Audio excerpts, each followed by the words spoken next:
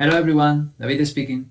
In this video we are going to dive into the ecology of populations, the third module of this course of general ecology.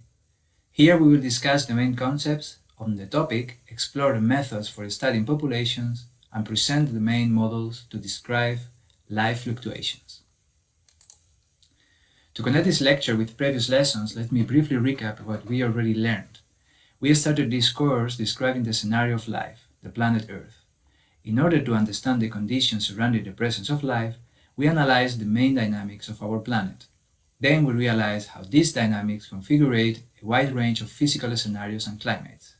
We concluded that diversity in the biosphere is the result of the combination of abiotic factors such as temperature, precipitation, light, and nutrients.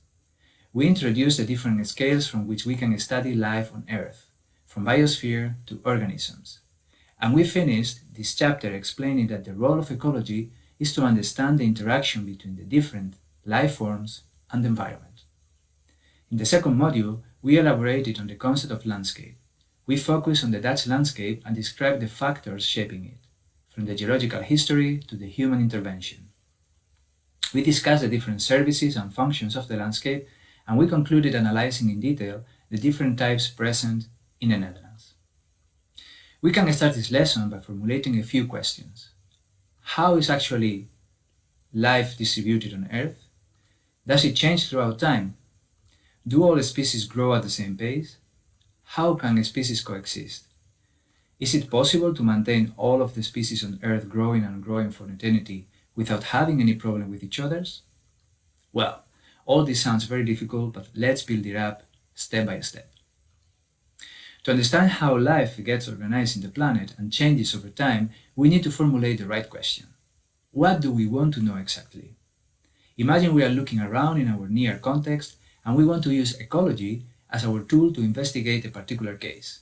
For example, is the ciconia stork or ooievaar in Dutch disappearing in the Netherlands? This is a relevant ecological question. Let's see how we can answer it. We need to start defining the scale of our study. We know that we will be working in the Netherlands, but is our question referring to the dynamic of an ecosystem, a community, or a population?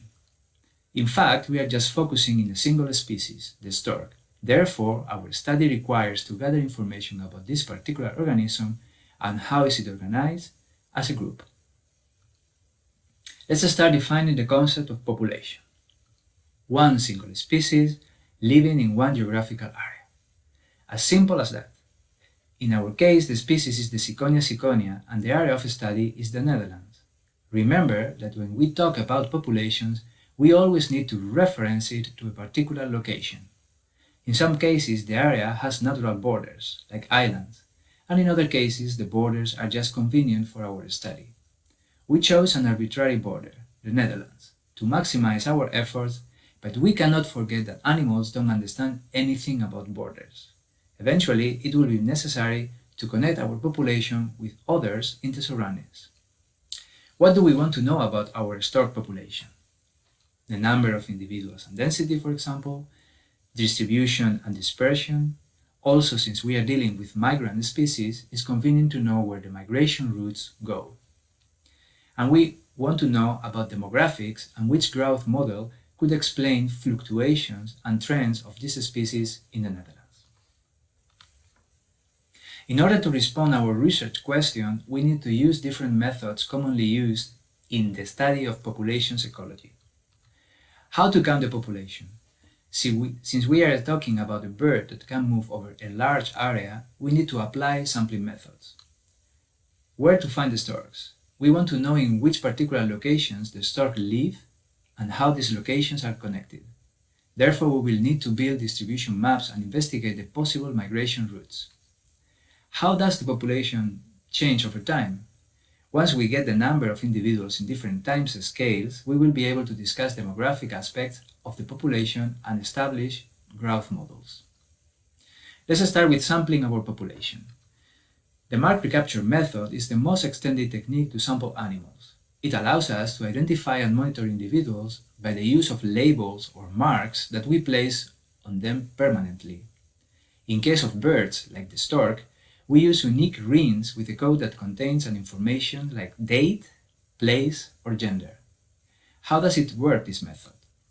Let's imagine we go to a location where storks are commonly spotted, and by the means of nets, we capture all the individuals and put a ring on them, represented by the red dot.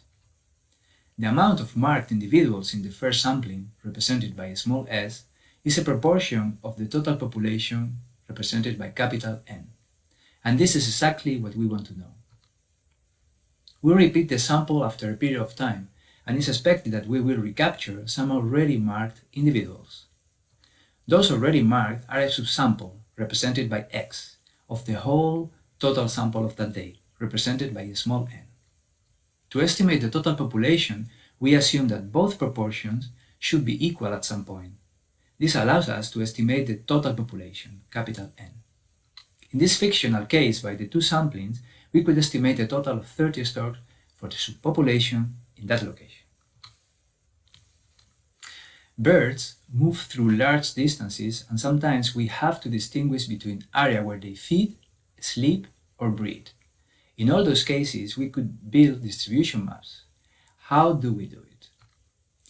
In our study about storks, by analyzing the position of their nest, we could easily visualize the preference of the storks to breed, and it will inform us about the factor that might be affecting breeding results.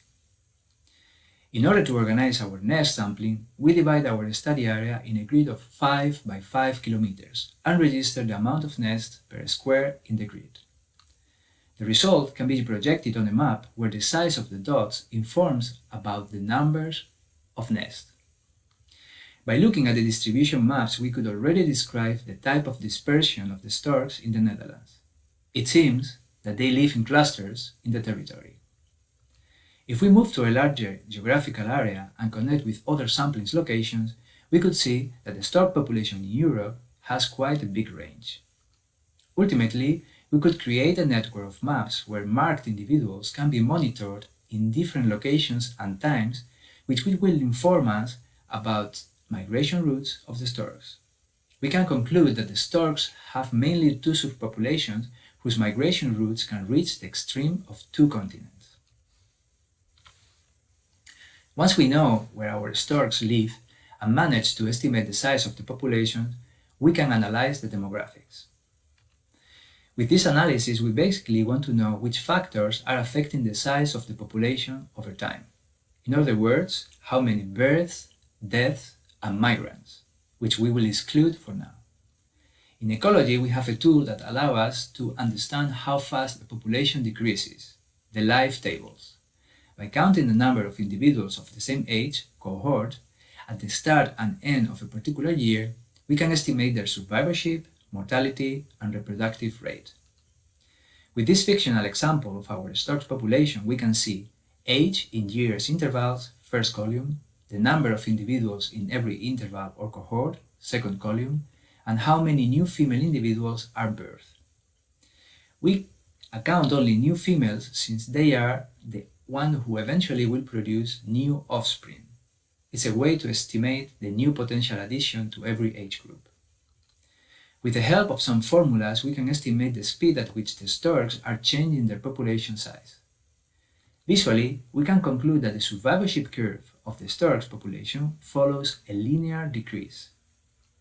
With a net reproduction rate of 4, we can expect that in the lifespan of one single stork, the whole population could grow 4 times. However, not all species on the planet follow this kind of survivorship pattern. We already know a type of survivorship pattern that shows a linear decrease, or in other words, the population of this species will decrease at a constant rate. We call them type 2. There are other populations, species like plants or oysters, that decrease in number rapidly at the beginning of the lifespan, allowing only a few individuals to reach maturity and to live for longer time. This is the commonly called type 3. In case of humans or elephants, the amount of individuals remains more or less stable during most of their lifespan, decreasing rapidly at the end of it. This type of survivorship curve receives the name of type 1.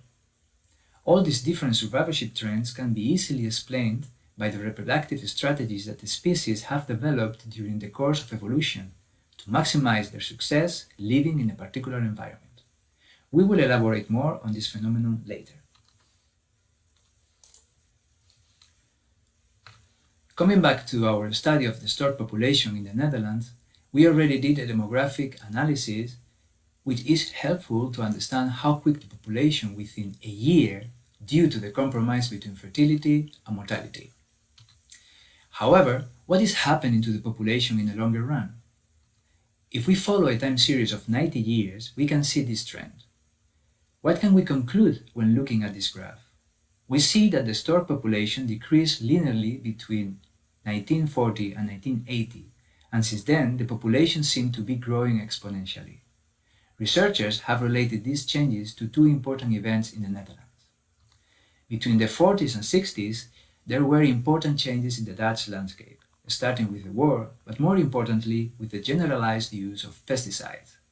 These chemicals were reducing the availability of small organisms who were the source of food for the storks. The other important event happened between 70s and 80s, when there were established reintroduction programs for the stork by declaring natural reserves, building nests, or breeding areas. The result is that since the population of Ciconia ciconia is growing exponentially in the Netherlands.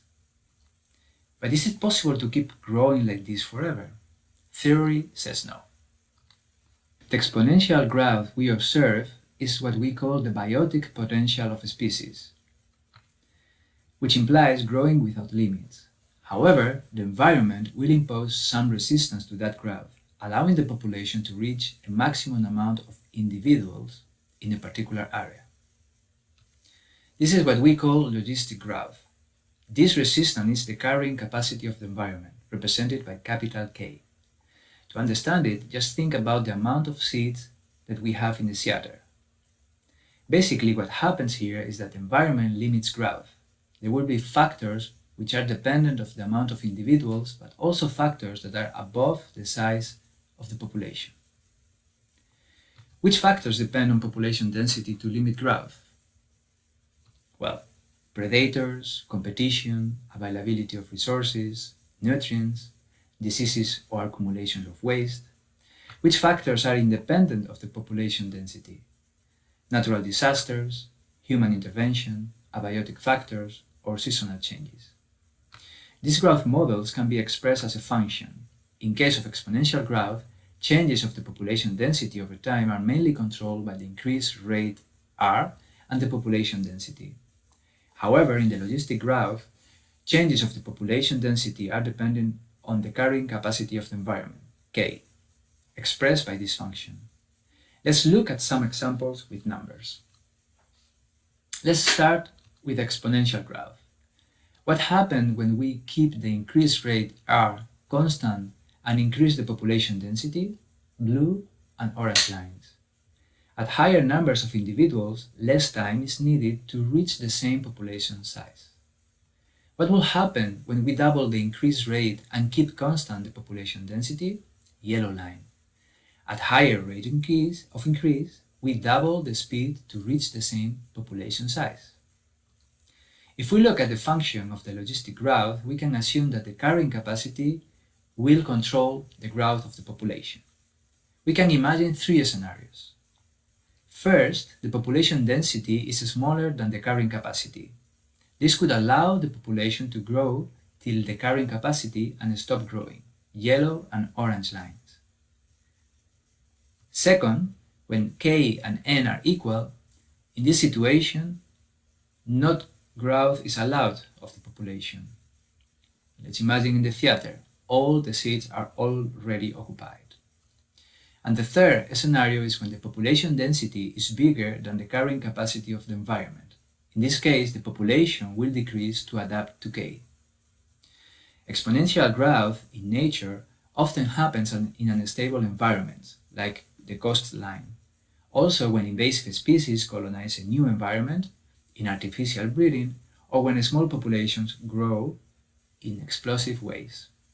However, the logistic growth is present in any stable population occupying a fixed geographical area.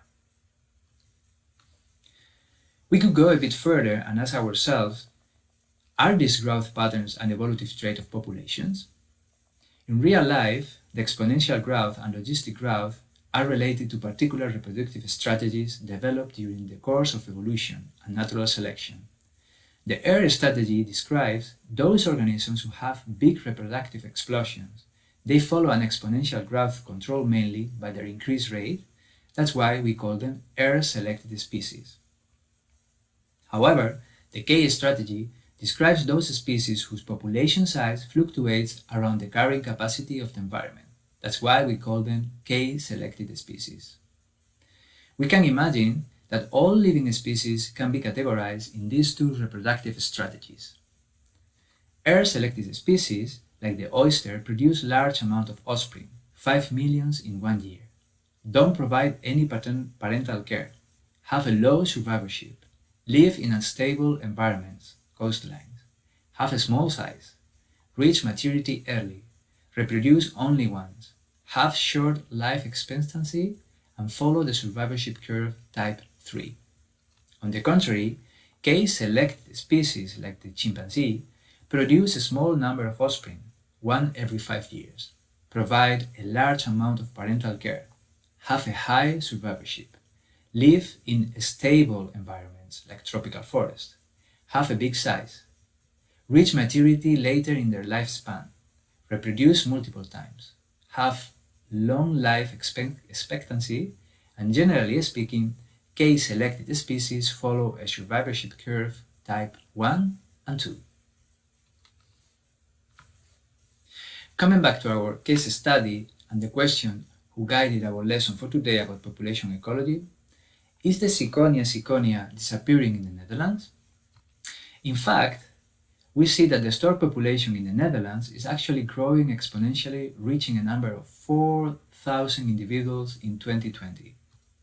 Along the way, we also learned how to sample them, how they are distributed, something about their migration routes, the type of survivorship curve for the population, the reproductive strategy of the species, and the type of growth model that they are following.